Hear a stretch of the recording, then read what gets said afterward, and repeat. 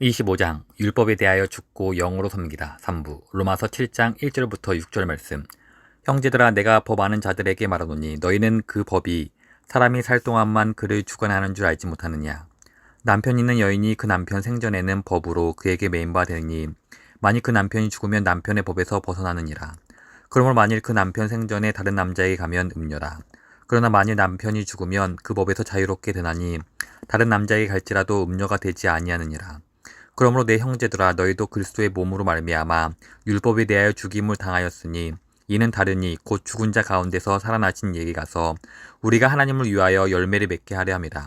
우리가 육신에 있을 때에는 율법으로 말미암는 죄의 정욕이 우리 지체 중에 역사하여 우리로 사망을 위하여 열매를 맺게 하였더니 이제는 우리가 얽매였던 것에 대하여 죽었으므로 율법에서 벗어났으니 이러므로 우리가 영의 새로운 것을 섬길 것이요 율법 조문에 묻은 것으로 아니할지니라. 그런즉 우리가 무슨 말을 하리요? 율법이 죄냐? 그럴 수 없느니라. 율법으로 말미암지 않고서는 내가 죄를 알지 못하였으니 곧 율법이 탐내지 말라 하지 아니하였더라면 내가 탐심을 알지 못하였으리라. 그리스도를 닮은 그리스도를 높이는 사람. 바울은 우리 그리스도인들이 그리스도를 닮았을 뿐 아니라 그리스도를 높이는 사랑, 서로에 대한 사랑, 이웃에 대한 사랑, 원수를 향한 사랑, 아직 복음을 듣지 못한 자들을 향한 사랑, 약한 자들을 향한 사랑, 고통받은 자들을 향한 사랑으로 세상에 알려지기를 간절히 소망합니다. 그리고 물질적 안락과 육체적 위안 혹은 종교적 평판을 극대화하기 위해 열심을 내는 대신 우리가 이 땅에서나 영혼을 바라보며 최선으로 다른 사람을 위해 선을 행하기를 원합니다. 그리고 그 사랑을 우리에게 보는 것이 바울의 열망이기에 그는 우리가 율법에 대해 죽기를 그것과 동일한 뜨거움으로 열망합니다. 이 내용이 오늘 여러분과 함께 살펴보고자 하는 내용이며 다음 주에는 보다 집중적으로 다루려고 합니다. 먼저 하나님의 율법에 대해 생각해 보기 원합니다. 하나님의 율법은 무엇입니까? 하나님의 율법은 죄에 대해 그리고 사랑에 대해 무슨 관계가 있으며 어떤 역할을 합니까? 칭의 및 성화와 관련해서 율법의 역할이 무엇입니까?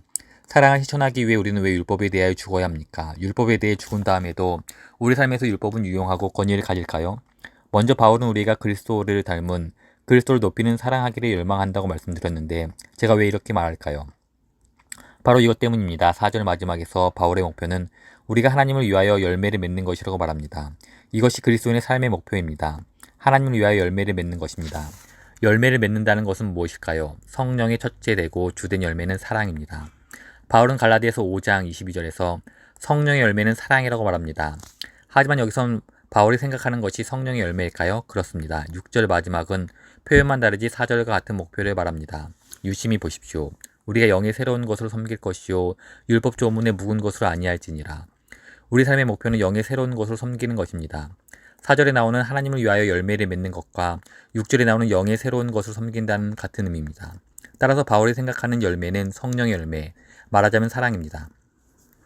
갈라디아서 5장에서 보다 분명히 확인할 수 있습니다. 갈라디아서 5장 1절에서 바울은 그리스도께서 우리를 자유롭게 하려고 자유를 주셨으니 그러므로 굳건하게 서서 다시는 종의 멍에를 매지 말라고 말합니다. 종의 멍에는 율법의 종로로 타는 것을 의미합니다. 따라서 바울은 여기서 로마서 7장 4절에서 6절에서 말하는 것, 율법에서 벗어나는 것과 같은 내용을 말하고 있습니다. 그런 후 갈라디아서 5장 13절에서 바울은 율법에서 자유한 것과 사랑이 어떤 관계가 있는지 말합니다. 너희가 자유를 위하여 부르심을 입었으나 그러나 그 자유로 육체의 기회를 삼지 말고 오직 사랑으로 서로 종로 서라. 율법 아래 있지 않고 죄 아래 있으니 죄를 지읍시다라고 말하지 말라는 것입니다. 율법에서 자유로워진 것은 사랑을 위해서입니다. 그런 다음 바울은 오늘 본문 로마서 7장 6절에서 영의 새로운 것으로 섬길 것이요 율법 조문에 묻은 것으로 아니할지니라와 같은 의미로 갈라디아서 5장 18절에서 너희가 만일 성령에 인도하시는 바가 되면 율법 아래 있지 아니하리라고 말합니다. 그럼 다음 바울은 성령의 열매, 특히 사랑을 열거하고 23절에서 이 같은 것을 금지할 법이 없느니라고 덧붙입니다. 그래서 저는 우리 그리스도인들을 향한 바울의 열망은 우리 삶이 사랑으로 부각되는 것이라고 결론을 내렸습니다. 하나님을 위하여 열매를 맺고 영의 새로운 것으로 섬길 때 바로 이렇게 됩니다. 하지만 사랑을 열망하기에 율법에 대해 죽어야 한다고 바울이 말한 이유는 무엇일까요? 그 이유는 참으로 놀랐습니다. 율법 그 자체는 사랑으로 요약될 수 있지만 이 사랑을 무너뜨리는 도구가 될 수 있기 때문입니다. 율법은 자신이 요구하는 바로 그것을 무너뜨립니다. 바울은 로마서 13장 8절 하반절에서 남을 사랑하는 자는 율법을 다 이루었느니라고 말했습니다. 따라서 율법이 사랑 안에서 완성된다는 사실을 우리는 압니다. 그리고 로마서 13장 10절도 사랑의 율법의 완성이라고 말합니다. 사랑은 율법에 대해 죽기를 요구한다. 그런데 저는 왜 우리 삶에서 사랑이 풍성해지기 위해 율법에 대해 죽어야 한다고 말씀드리는 것일까요? 이것이 바로 4절, 5절, 6절이 말하는 바이기 때문입니다. 4절입니다. 그러므로 내 형제들아 너희도 그리스도의 몸으로 말미암아 율법에 대하여 죽임을 당하였으니 이는 다르니 곧 죽은 자 가운데서 살아나신 이에게 가서 우리가 하나님을 위하여 열매를 맺게 하려 함이라. 율법에 대해 죽은 것이 하나님의 열매를 맺는 방법입니다. 하나님을 위한 열매를 맺기 위해 사랑을 요구하는 율법에 대해 죽어야 합니다. 6절입니다. 이제는 우리가 얽매였던 것에 대하여 죽었으므로 율법에서 벗어났으니 이러므로 우리가 영의 새로운 것을 섬길 것이요 율법 조문에 묵은 것으로 아니할지니라. 우리는 율법에서 벗어났고 바울은 이러므로라고 말을 이어갑니다. 즉 우리가 영의 새로운 것을 섬길 수 있는 것, 사랑 안에서 서로 섬길 수 있는 것은 율법에서 죽었기 때문이라고 말합니다. 율법에 대해 죽은 것이 사랑하는 데 꼭 필요합니다. 따라서 더 깊은 질문은 왜 그런가 하는 것입니다. 단순히 제가 왜 그렇게 말하는지가 아니라 왜 반드시 그래야만 하는가입니다. 바울의 열망은 그리스도인들이 사랑의 삶을 사는 것임을 살펴보았습니다. 이것이 가능하기 위해서는 우리가 율법에 대해 죽어야 한다는 것을 살펴보았습니다. 이제 질문은 왜 그런가 하는 것입니다. 왜 우리는 로마서 6장 5절에서 말하듯 그의 죽으심과 같은 모양으로 연합한 자가 되어야 하고 그래서 율법에 대해 죽어야 할까요? 로마서 7장 5절이 답을 줍니다. 그분의 죽으심 안에서 그리스도와 연합되고 새로운 생명으로 그분과 함께 부활할 때까지는 우리는 하나님의 영을 갖지 못한 단순한 육신이기 때문에 그렇습니다. 즉 타락하고 죄된 인간 본성을 가졌을 뿐 우리 삶을 변화시키는 능력, 성령의 능력을 소유하지 못했습니다. 그리고 율법이 이러한 육신 혹은 이러한 타락하고 구원받지 못한 인간 본성을 만날 때 어떻게 됩니까? 율법은 죄의 능력 안에서 자신이 요구하던 바로 그것을 파괴하는 실질적인 도구가 되어버립니다. 5절입니다. 우리가 육신, 타락하고 구원받지 못한 인간 본성에 있을 때에는 율법을 말미암는 죄의 정욕이 우리 지체 중에 역사하여 우리로 사랑을 위하여 열매를 맺게 하였더니 율법 자체는 거룩하고 의롭고 선하다고 바울은 10절에서 말합니다. 하지만 우리가 육신에 있을 때 율법을 만나면 우리 죄가 율법과 힘을 합쳐 죽음을 위하여 열매를 맺게 합니다. 율법이 자신이 정지하던 그 죄들을 더 많아지게 하는 도구가 되고 맙니다. 바로 이런 이유로 사랑을 위한 열매를 맺기 위해 율법에 대해 죽어야 한다고 바울은 말합니다. 선한 율법이 죄와 짝을 한다. 하지만 율법에 대해 죽는 것을 이해하기 위해 우리는 이렇게 질문할 필요가 있습니다. 선한 율법이 어떻게 죄와 짝을 이뤄 율법이 정지하던 바로 그 일들을 이야기하는가?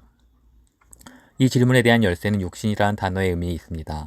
5절은 우리가 육신에 있을 때 이런 일이 일어난다고 말합니다. 우리가 육신에 있을 때에는 율법을 말미암는 죄의 정욕이 우리 지체 중에 역사하여 우리로 사망을 위하여 열매를 맺게 하였더니 육신에 있을 때라는 말이 열쇠입니다. 이 말은 무슨 의미입니까? 로마서 8장 7절에서 9절을 보십시오. 육신에 있다는 것은 무슨 의미인지 그리고 그 반대는 무엇인지 나와 있습니다.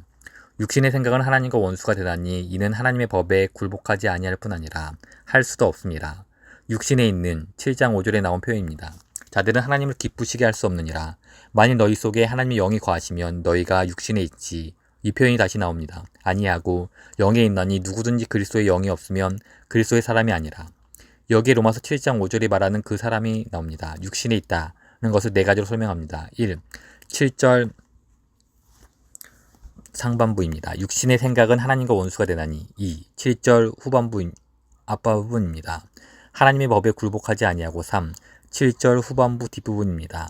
하나님의 법에 굴복할 수도 없습니다. 4. 8절입니다. 육신에 있는 자들은 하나님을 기쁘시게 할 수 없느니라. 그리고 육신에 있는 것의 반대는 영에 있는 것입니다. 또는 그 안에 하나님의 영이 거하여 그리스도인이 되고 그리스도에 속하는 것입니다. 이제 이에 대해 생각해 보겠습니다. 회심 이전, 그리스도와 함께 죽고 성령을 받기 이전, 우리 잿된 상태의 본질은 특정 율법을 어기는 정도가 아니었습니다. 우리는 본질상 하나님과 원수이고 그래서 하나님의 뜻, 하나님의 법에 복종하기도 않고 복종할 수도 없었습니다. 우리 잿된 상태의 핵심은 하라고 명령받은 것에 대해 거부하는 것입니다. 제 핵심은 자치를 향한 열망입니다. 어디서 기쁨을 얻을지 스스로 결정하려고 합니다. 자신 위에 보다 최종적이고 결정적인 힘이나 권위가 있음을 결코 인정하지 않으려 합니다. 요약하면 제 핵심은 스스로를 신격화하는 것입니다. 자기가 신이 되려는 열망입니다. 이것이 바로 육신에 있다는 의미입니다. 따라서 쟤는 먼저 법을 어기는 것이 아닙니다. 먼저 법을 싫어하는 마음입니다. 그리고 그보다 앞서 자치, 셀프룰을 사랑하는 마음입니다. 육신에 있다는 것은 내가 마땅히 해야 할 일을 다른 사람으로부터 듣지 않겠다는 의미입니다. 자신이 신이 되겠다는 것입니다. 이제 7장 5절을 이해할 준비가 되었습니다. 그리고 어떻게 율법이 잿된 본성과 짝을 이뤄 율법 자신이 정지하던 바로 그 일을 자행하는지 이해할 준비가 되었습니다. 한 가지 예를 들겠습니다. 여러분이 육신에 속한 상당히 침착하고 여유 있고 안정된 사람, 그리스도의 영이 없는 불신자라고 합시다. 그리고 율법은 너를 저주하는 자를 축복하라고 말한다고 가정해 봅시다. 여러분이 이 율법을 모르고 말해주는 사람도 없고 또 대체적으로 여러분은 그렇게 행동하는 사람을 보입니다. 남을 섣불리 공격하지 않습니다. 화평을 이루는 걸 좋아하고 쉽게 화를 내지 않습니다. 그러다 율법을 만납니다. 누군가 혹은 어떤 책, 성경 같은 에서 너를 저주하는 자를 축복하라는 말을 듣습니다. 그러자 스스로 통제하고 스스로 결정할 때는 평화를 사랑하고 온순하던 사람이 갑자기 그 말에 반감을 드러냅니다. 그리고 조금 전까지 보이던 화평을 위해 애쓰고 선한 말을 하던 행동과는 반대로 그 말을 거부합니다. 자기에게 권한이 있을 때에는 온순하게 행동했습니다. 그런데 누군가 혹은 어떤 책이 자신의 권한을 넘어 무엇이 옳고 무엇이 선한 것인지 말하자 잿된 본성이 깨어나면서 말하자면 살아나서 축복하기를 거부합니다. 따라서 율법이 오자 죄가 율법과 짝을 이루어 율법 안에서 기회를 포착해 율법으로 말미암아 율법이 정지하던 바로 그 일을 하게 됩니다. 율법이 요구하는 것에 적극적으로 불순종하도록 율법이 자극합니다. 이것이 로마서 7장 5절에서 일어난 일입니다. 우리가 육신에 있을 때에는 자신이 신이 되는 것을 좋아하고 할 일을 명령받는 것을 싫어할 때에는 율법으로 말미암는 죄의 정욕이 우리 지체 중에 역사하여 우리로 사망을 위하여 열매를 맺게 하였더니 지금까지 선한 율법이 어떻게 자기 신격화를 하고 불순종하는 죄된 본성과 짝을 이루어 율법이 정지한 그 일을 자행하는지, 그래서 율법이 명령하는 바로 그것, 말하자면 사랑을 막는지 살펴보았습니다. 영의 새로운 것. 따라서 바울은 사랑을 위해 우리가 율법에 대해 로마서 13장 8절 10절에 따르면 사랑으로 유혹되는 율법에 대해 죽어야 한다고 말합니다. 율법과 관련해 죽어야 합니다. 이것이 죄를 더하게 하려는 육신과 율법의 치명적인 음모를 막을 바울의 해결책입니다. 우리는 그리스도의 몸으로 말미암아 죽어야 합니다. 그리스도를 믿는 믿음으로 그리스도와 함께 죽습니다. 갈라디아서 5장 24절은 그리스도 예수의 사람들은 육체와 함께 그 정욕과 탐심을 십자가에 못 박았느니라고 말합니다. 불순종하고 반역하고 자신을 신격화하고 율법을 미워하던 우리 옛자는 그리스도와 함께 죽습니다. 그리고 새 생명 가운데 행하기 위해 우리는 다시 살아납니다. 그리고 이 새로움은 율법 조문에 낡은 것이 아니라 영의 새로운 것입니다. 이제 우리는 바울이 말하는 사랑을 할 준비가 되었습니다. 그리고 사랑은 온 율법을 성취합니다. 그래서 다음 주에는 이 문제를 좀 더 실질적으로 다루어 보려고 합니다. 이렇게 질문해 보겠습니다. 좋습니다. 그러면 그리스도인의 삶은 율법 없이 어떻게 영위하는 거지요? 율법은 계속 읽어야 합니까? 신약에 나오는 명령들은 어떻게 합니까? 율법에 대해 죽은 신자의 삶에 율법이 끼릴 자리가 있습니까? 마지막으로 오늘 말씀이 어떻게 적용할지 살펴보겠습니다. 세 가지 간단한 적용. 1. 그리스도와 그분의 영의 역사가 없다면 우리가 본성상 얼마나 고집스럽고 반항적인지 깨달아야 합니다. 우리 안에 아직도 부패함이 남아있다는 점을 알아야 합니다. 선한 것을 들을 때 아직도 거부하고 반항하는 마음이 있음을 깨닫고 겸손해져야 합니다. 지난주에도 이에 대해 경험해 보지 않았습니까? 저에게는 이런 마음이 여전히 남아있습니다. 세상에도 제 가족 안에도 가장 고통스럽게는 제 아내도 이런 마음이 있음을 봅니다. 똑똑히 보십시오. 분명히 알아야 합니다. 그리고 그 앞에서 겸손해지십시오. 2.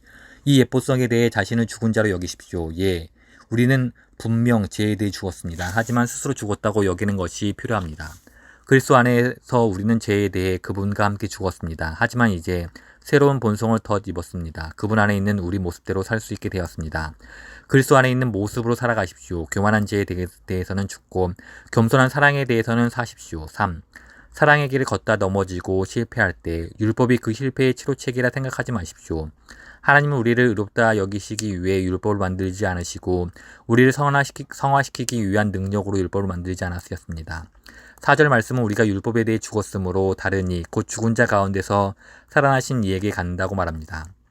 사랑하다 실패했을 때 율법이 답이 아닙니다. 그리스도가 답입니다.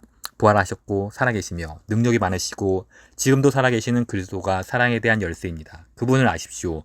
그분을 신뢰하십시오. 그분을 사랑하십시오. 그분을 소중히 여기십시오. 아멘.